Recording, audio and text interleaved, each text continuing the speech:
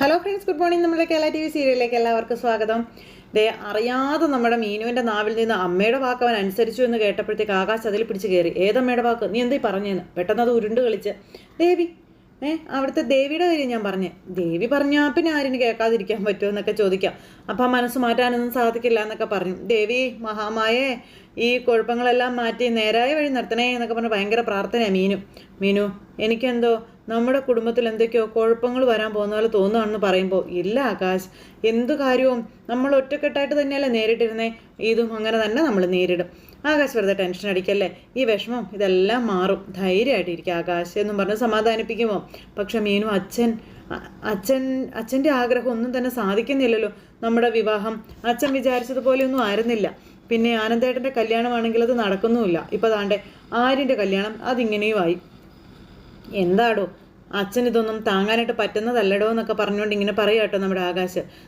നമ്മുടെ കുടുംബത്തിൽ എന്തൊക്കെയോ സംഭവിക്കുന്നുണ്ടെന്നൊക്കെ പറഞ്ഞുകൊണ്ട് ആകാശ് പറഞ്ഞപ്പോൾ, അങ്ങനെയൊന്നും പറയലേ ആകാശ്, ഇവിടെ ഒന്നും സംഭവിക്കാൻ പോണില്ല എന്ന് പറഞ്ഞു. അല്ല മീനു, ഇതുവരെ നടന്നതുപോലെയൊന്നും അല്ല ഇത്.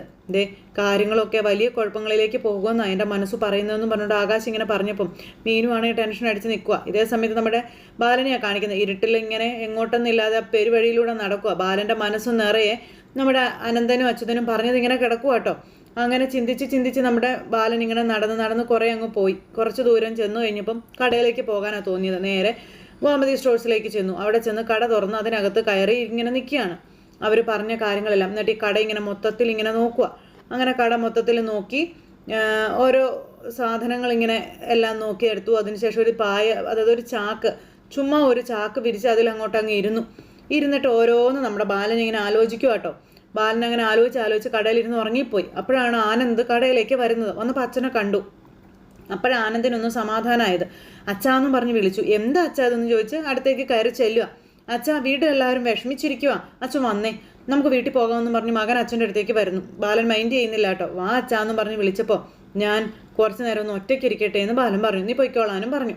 അപ്പോൾ ഇല്ല അച്ഛൻ ഇങ്ങനെയൊന്നും പറയരുതെന്ന് പറഞ്ഞ് ആനന്ദ് കരയുക. അച്ഛനെ കൊണ്ട് ഞാൻ പോകുള്ളൂ എന്നൊക്കെ പറഞ്ഞ് ഭയങ്കര കരച്ചിൽ. അപ്പോൾ അങ്ങനെ കരഞ്ഞുകൊണ്ടിരിക്കുമ്പോൾ, എങ്കിൽ അച്ഛൻ്റെ കൂടെ ഞാനും ഒന്ന് ഇവിടെ തന്നെ ഇരിക്കുമെന്നും പറഞ്ഞുകൊണ്ട് ആനന്ദ് ഇങ്ങനെ പറഞ്ഞു. അപ്പോൾ അതൊക്കെ കേട്ടപ്പോൾ ഭയങ്കര വിഷമമായിപ്പോട്ടോ ബാലന്. എന്നിട്ട് അടുത്ത ചാക്ക് എടുത്തുകൊണ്ട് വരുവാണ് മകനും വിരിക്കാനായിട്ട്.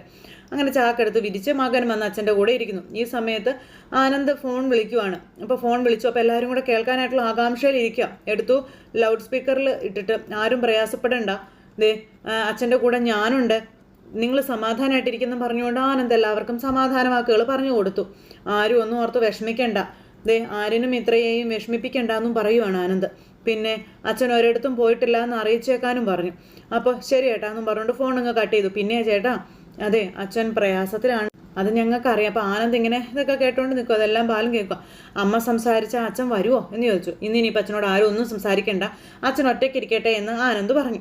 അപ്പോൾ അത് കേട്ട് കഴിഞ്ഞപ്പോൾ ശരിയെന്ന് ഒരു പറഞ്ഞു. നാളെ അച്ഛനായിട്ട് ഞാൻ വരാം, നിങ്ങൾ ടെൻഷൻ അടിക്കേണ്ടെന്ന് പറഞ്ഞ് ഫോൺ കട്ട് ചെയ്തിട്ട് മൂത്ത മകൻ അച്ഛൻ്റെ അടുത്തേക്ക് ചെല്ലുക. അച്ഛൻ അവിടെ നിന്ന് ഭയങ്കര കരച്ചില്ല. അതായത് ബാലൻ അങ്ങനെ അച്ഛനെ സമാധാനിപ്പിച്ച് മകൻ അടുത്ത് തന്നെ ഇരിക്കുക കേട്ടോ. അപ്പോൾ ആനന്ദേ മോനെ, എടാ നീ വെറുതെ ഓരോന്ന് ശീലിക്കണ്ട, പോകാൻ നോക്കാൻ പറഞ്ഞു ആനന്ദിനെ പറഞ്ഞു വിടാൻ നോക്കുക. അപ്പോൾ അച്ഛൻ എൻ്റെ കൂടെ വന്നാലേ ഞാൻ പോകൂ, ഒരുമിച്ച് നമുക്ക് പോകാമെന്ന് പറഞ്ഞു. അച്ഛനെ എല്ലാവരും അവിടെ കാത്തിരിക്കുകയാണെന്ന് പറഞ്ഞപ്പോൾ, എല്ലാവരും എന്നെ കാത്തിരിക്കുന്നുണ്ടോ എന്ന് ബാലൻ എന്നേരം ചോദിച്ചു. അതെ അച്ഛാ എന്ന് പറഞ്ഞപ്പോൾ, അതെ മോനെ, എടാ എനിക്ക് ബന്ധുക്കളൊന്നും ഇല്ലടാ മോനെ, ഞാനൊരു അനാഥനല്ലേ, അപ്പോൾ പിന്നെ എന്നെ ആര് കാത്തിരിക്കാനാണെന്ന് ചോദിച്ചു. അച്ഛാ എന്നും പറഞ്ഞ് മോൻ വിളിച്ചപ്പോൾ, അതേടാ അച്ഛൻ പറഞ്ഞ സത്യമാണ്, ഞാൻ അനാഥനാ, എനിക്ക് ആരുമില്ല, അച്ഛനെയും അമ്മയെയും ഒന്നും കണ്ട ഒരു ഓർമ്മ എനിക്കില്ല. ചെറിയ വയസ്സിൽ കുറേ കാലം ഞാൻ അനാഥാലയത്തിലായിരുന്നു, അവിടെയാണ് ഞാൻ ജീവിച്ചിരുന്നതെന്നൊക്കെ പറഞ്ഞ് മകൻ്റെ മുന്നിൽ ഇങ്ങനെ ഇരുന്ന് തൻ്റെ നെഞ്ച് നീറുന്ന വേദനകളൊക്കെ പറഞ്ഞു തീർക്കും കേട്ടോ. പിന്നെ ഞാൻ എൻ്റെ അമ്മാവൻ്റെ കൂടെ കുറച്ച് കാലം നിന്നു. എല്ലായിടത്തും എനിക്ക് അവഗണനകൾ മാത്രമായിരുന്നു. എനിക്ക് ഒറ്റ പേര് മാത്രമേ ഉണ്ടായിരുന്നുള്ളൂ, അനാഥൻ. ആ ഒരൊറ്റ പേര് മാത്രം കൊണ്ട് അച്ഛൻ ഇവിടം വരെ എത്തിയതെന്നും പറഞ്ഞുകൊണ്ട് നമ്മുടെ ബാലൻ ഇങ്ങനെ പറയുക കേട്ടോ. പിന്നെ തൻ്റെ ജീവിതത്തിലേക്ക് ഗോമതി വന്നതും പിന്നീട് അങ്ങോട്ട് തൻ്റെ ജീവിതത്തിൽ എല്ലാവരും ഉണ്ടായതിനെ പറ്റിയൊക്കെ പറയാം. എൻ്റെ മക്കളും ഒരിക്കലും ഒറ്റപ്പെട്ടു പോകരുതെന്ന് ഞാൻ തീരുമാനിച്ചു. എല്ലാ കാര്യങ്ങളും കുടുംബത്തിൻ്റെ നടുവിൽ വേണം നടക്കാൻ എന്ന് ഞാൻ ആഗ്രഹിച്ചു. പക്ഷേ തെറ്റിപ്പോയടാ. കല്യാണമായാലും എല്ലാം എൻ്റെ ആഗ്രഹം പോലെ നടക്കണമെന്ന് ഞാൻ ഒരുപാട് ആഗ്രഹിച്ചു. പക്ഷെ ഒന്നും നടന്നില്ല. എൻ്റെ മക്കളുടെ കല്യാണം എൻ്റെ മക്കളുടെ കല്യാണം കാണാൻ ഞാൻ ഒരുപാട് ആഗ്രഹിച്ചതാണെന്നൊക്കെ പറഞ്ഞ് അച്ഛൻ ഇങ്ങനെ ആനന്ദനോട് ഒത്തിരി ഇതായിട്ട് പറയുക കേട്ടോ. ആനന്ദന് തിരിച്ചൊന്നും പറയാൻ പറ്റുന്നില്ല അച്ഛൻ്റെ വാക്കുകൾ കേട്ടിട്ടും. കല്യാണ മണ്ഡപത്തിൽ എൻ്റെ കാല് തൊട്ട് തൊഴുന്ന മക്കളെയും മരുമക്കളെയും നാട്ടുകാരുടെ മുന്നിൽ ശിരസിൽ തൊട്ട് അനുഗ്രഹിക്കുക, അങ്ങനെ ഒരുപാട് ആഗ്രഹങ്ങൾ ഉണ്ടായിരുന്നു എന്നൊക്കെ പറഞ്ഞ് നെഞ്ചു പൊട്ടി കരയുവാണ് ബാലൻ. എല്ലാം പോയെന്നും പറഞ്ഞു. മകൻ അച്ഛനെ ആശ്വസിപ്പിക്കാൻ വാക്കുകളില്ലാതെ തൊട്ടരികിൽ ഇരിക്കുക. ദേ കാലം വീണ്ടും എന്നെ അനാഥനെന്നുള്ള ആ ഒരു പേരിലേക്ക് തന്നെ എത്തിച്ചു. ആരും ഇല്ലാതായി, എനിക്ക് എല്ലാം നഷ്ടപ്പെട്ടിടാന്നൊക്കെ പറഞ്ഞ് അച്ഛൻ കരയുന്ന മോനോട്. സങ്കടങ്ങൾ ഇങ്ങനെ ഓരോന്ന് പറഞ്ഞ് ഇനി എനിക്ക് ആരും ഇല്ലടാന്നൊക്കെ പറഞ്ഞു. അപ്പം അച്ഛൻ അങ്ങനെ പറയരുതെന്ന് പറഞ്ഞ് മോൻ അച്ഛൻ്റെ കണ്ണുനീര് തുടച്ചു കൊടുക്കുന്നു. അച്ഛൻ മോനെ നെഞ്ചോട് ചേർത്ത് സമാധാനിപ്പിക്കാം. അപ്പം അതെല്ലാം കഴിഞ്ഞതിന് ശേഷം പിന്നെ കാണിക്കുന്ന ആര്യനെയും ധർമ്മനെയും ആണ് കേട്ടോ. ധർമ്മനാണെന്നുണ്ടെങ്കിൽ ആര്യൻ്റെ അടുത്തേക്ക് ചെല്ലുക. ദേ നീ നോക്ക്, ആരും പ്രതീക്ഷിക്കാത്ത ഒരു കല്യാണമാണ് ഇവിടെ നടന്നിരിക്കുന്നത്. ഇതിൽ എന്തൊക്കെയോ രഹസ്യങ്ങൾ മറിഞ്ഞു കിടപ്പുണ്ട്, അതാണ് സത്യം എന്ന് ധർമ്മം പറഞ്ഞപ്പോൾ എന്ത് സത്യം? ഒരു സത്യമില്ല എന്ന് നമ്മുടെ ആര്യനങ്ങ് പറഞ്ഞു. ദേ ഞാൻ പരസ്യമായിട്ടാണ് ഇത്രയും കൂട്ടിക്കൊണ്ട് ഇങ്ങോട്ടേക്ക് വന്നത് എന്നൊക്കെ പറഞ്ഞപ്പോൾ അതൊന്നും പറഞ്ഞിട്ട് കാര്യമില്ല. ഈ പരസ്യത്തിന് മുൻപ് ഒരു രഹസ്യം ഉണ്ടായിരുന്നു എന്ന് ആകാശം പറഞ്ഞു. അത് നീ ഞങ്ങളോട് പറഞ്ഞേ പറ്റൂ, ഞങ്ങളോടൊന്നും മറച്ചു വെക്കരുത്, നീ എല്ലാ കാര്യങ്ങളും പറയാൻ ധർമ്മനും പറയുക. അങ്ങനെ നമ്മുടെ ആര്യൻ എന്നിട്ട് ഇവരോട് എല്ലാവരോടുമായിട്ടൊരു കള്ളക്കഥ അങ്ങ് പറഞ്ഞ് പിടിപ്പിക്കുവാണ്. ഇവർ തമ്മിൽ ഇഷ്ടത്തിലായിരുന്നു എന്നൊക്കെ പറഞ്ഞു. അപ്പം അങ്ങനെ ആ ഒരു ഇതെല്ലാം പറഞ്ഞിങ്ങനെ ഇവർ സംസാരിക്കുന്നത് കേട്ടുകൊണ്ട് മീന് പുറകിൽ വന്ന് ഇതൊക്കെ കേൾക്കുവാണ് ആരും പറയുന്ന കാര്യങ്ങളൊക്കെ. അപ്പോഴേക്കും നമ്മുടെ അനുക്കുട്ടി പറഞ്ഞു, അതേ കടയിലിരിക്കുന്ന കാര്യങ്ങളെ പറ്റിയൊക്കെ ചേട്ടൻ കടയിലിരുന്ന സമയത്ത് മീനു ചേച്ചീനെ എങ്ങനെയാണ് കണ്ടതും ഇഷ്ടപ്പെട്ടതും കല്യാണം കഴിച്ചതെന്നൊക്കെ ചോദിച്ചു. അതൊന്നും അല്ലല്ലോ ഇപ്പോൾ ഇവിടുത്തെ കാര്യം. ഏട്ടൻ കാര്യം പറയാൻ അനുക്കുട്ടി പറഞ്ഞു. ആകാശേട്ടന് കടയിലിരിക്കുന്നത് ഭയങ്കര ഇഷ്ടമാണ്, പക്ഷെ അങ്ങനെയൊന്നും അല്ലല്ലോ. ആ ശരിയാ, നീ വിഷമിക്കേണ്ട, നീ കാര്യം പറയാൻ പറഞ്ഞു. അതെ ഒരു കാര്യം ഞാൻ പറഞ്ഞേക്കാം, ഞങ്ങൾക്ക് കാര്യങ്ങൾ അറിഞ്ഞേ പറ്റൂ എന്നും പറഞ്ഞുകൊണ്ട് ഇങ്ങനെ പറയാം. നിങ്ങളുടെ പ്രേമം എന്ന് എവിടെ വെച്ച് എപ്പോൾ തുടങ്ങി എങ്ങനെ തുടങ്ങി എന്നൊക്കെ പറയാനായിട്ടൊക്കെ ധർമ്മം പറയുക. അപ്പോൾ അങ്ങനെ ആ ഒരു ഇതെല്ലാം പറഞ്ഞ് ഈ ആര്യനെ കൊണ്ട് ഈ കള്ളക്കഥയൊന്നും വിശ്വസിക്കാതെ അവർ പറയിപ്പിക്കാനായിട്ട് ശ്രമിച്ചുകൊണ്ടേ ഇരിക്കുക. ആര്യൻ മിത്രയോടൊപ്പം മുറിയിൽ കഴിയുമെന്ന് തോന്നണില്ല, അവൻ ടെറസിൽ കിടക്കാനാ പ്ലാൻ എന്നിങ്ങനെ മീനും അമ്മയോട് ചെന്ന് പറയാമെന്ന് പറഞ്ഞുകൊണ്ട് മീനു നേരെ അമ്മയ്ക്കരികിലേക്ക് ഓടുക. ഈ സമയം പിന്നെ കാണിക്കുന്നത് നമ്മുടെ കൃഷ്ണമംഗലത്ത് നന്ദിത ഇരുന്ന് കരയുന്ന സമയത്ത് അവരെല്ലാവരും കൂടി ഇരുന്ന് അവരെ സമാധാനിപ്പിക്കുവാണ്. അപ്പോൾ മിത്രയുടെ കാര്യം പറഞ്ഞ് കരയുന്ന നന്ദിതയോട് അനുജത്തി, ചേച്ചി ഇങ്ങനെ കരയുന്നത് എന്തിനാ?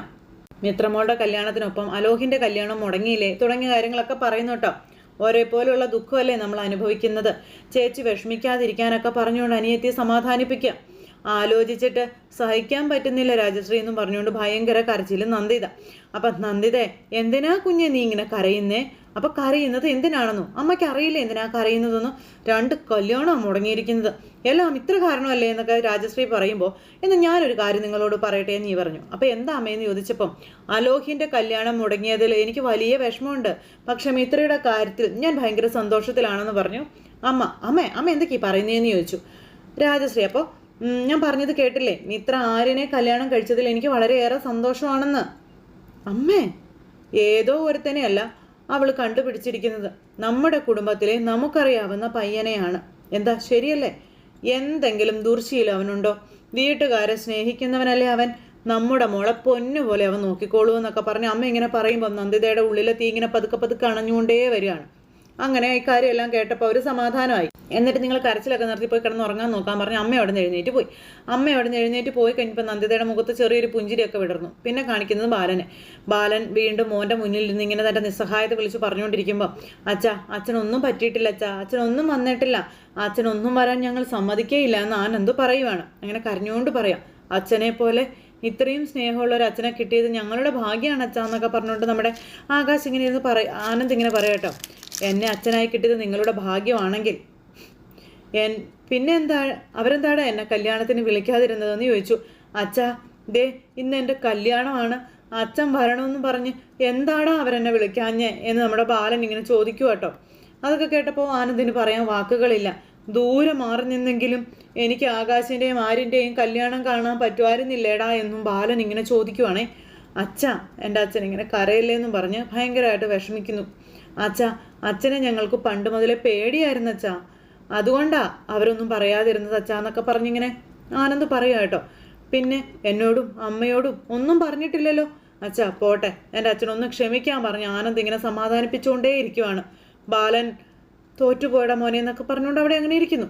അങ്ങനെ ഇവർ തമ്മിൽ സംസാരിച്ചുകൊണ്ട് അവിടെ കടയിലിരിക്കുന്നു. പിന്നെ കാണിക്കുന്നത് നമ്മുടെ ഗോമതിയാണ്. ഗോമതിക്ക് ഇരുന്നിട്ട് ഉറക്കം വരുന്നില്ല. ഗോമതി ഇങ്ങനെ ഇരിക്കുമ്പോൾ ആഹാ ഇവിടെ വന്ന് ദുഃഖം ആണല്ലേ എന്ന് ചോദിച്ചു. മീനു അങ്ങോട്ടേക്ക് വന്നു. അമ്മ ഇങ്ങ് വന്നേ വാന്ന് പറഞ്ഞ് പിടിച്ചു വലിക്കുന്നു. അപ്പം എന്താ മീനു എന്ന് ചോദിച്ചപ്പം ദേ കടുത്ത പ്രണയത്തിനൊടുവിൽ വെല്ലുവിളികൾ നേരിട്ടുകൊണ്ട് കല്യാണം കഴിച്ചവർ അങ്ങനെയാണ് ആരിനെയും ഇത്രയും കുറിച്ച് ഇവിടെയുള്ളവർ കരുതുന്നതെന്ന് പറഞ്ഞപ്പം ഞാൻ നോക്കുക ഗോമതി.